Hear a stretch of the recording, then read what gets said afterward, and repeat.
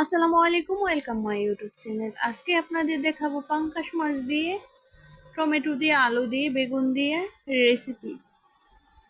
এই তো দেখতেই পারছেন, মাছ নিয়ে নিয়েছি, এখানে হলুদের ফাঁকি দিয়ে মেখে নিয়েছি।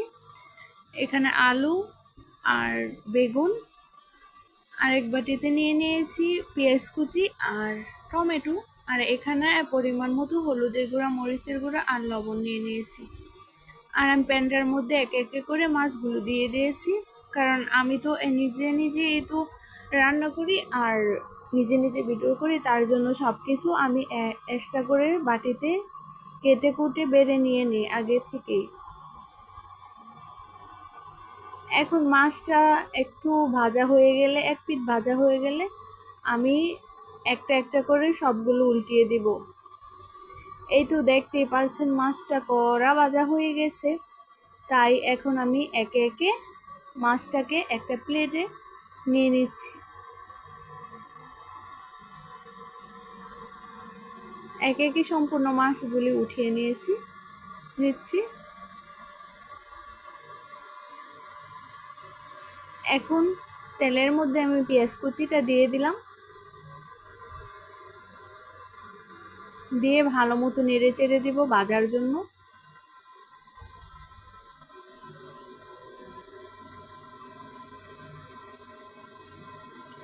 পেঁয়াজ কুচিটা ভাজা হয়ে গেলে,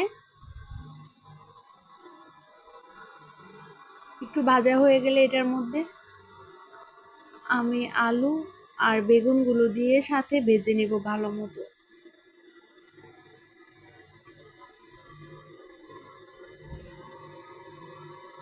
এখন আমি টমেটোটাও দিয়ে দিয়েছি, দিয়ে ভালো মতো নেড়ে চেড়ে এটাকে ভেজে নেব।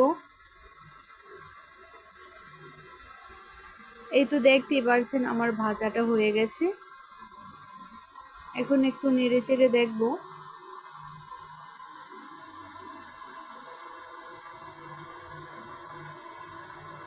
তরকারিটা ভাজা হয়ে গেলে আমি এখন পরিমাণ মতো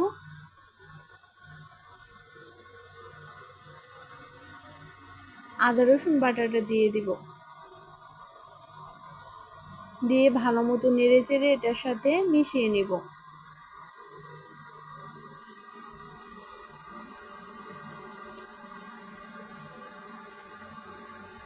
এখন আমি হলুদ, মরিচের গুঁড়া আর লবণ পরিমাণ মতো আমি দিয়ে দিয়েছি,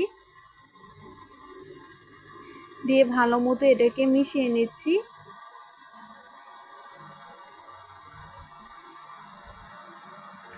এখন মিশানো হয়ে গেলে আমি এটার মধ্যে পরিমাণ মতো একটু পানি দিয়ে দেব।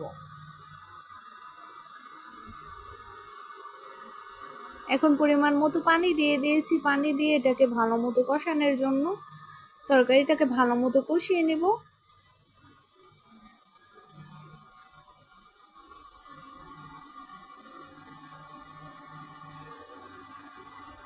কষানো হয়ে গেলে আমি এটার মধ্যে পানি দিয়ে দিলাম, জল দিয়ে দিলাম।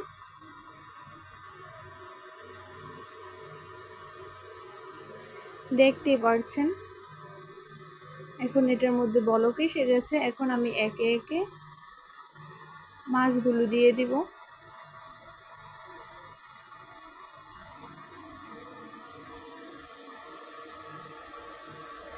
এখন আমার ফ্রিজে ধনেপাতা নেই, তাই ভাবলাম আমি ছাদে গিয়ে দেখি আমার ধনে গাছের ভিতরে ধনেপাতা হয়েছে কিনা। দেখি না, এটা মাত্র ফুরকি ছেড়েছে। তার জন্য কি করব, এই ফুরকি থেকেই কিছু পাতা নিয়ে নিলাম, ধনিয়া পাতা নিয়ে নিলাম, নিয়ে এটাকে এখন নিয়ে নিব।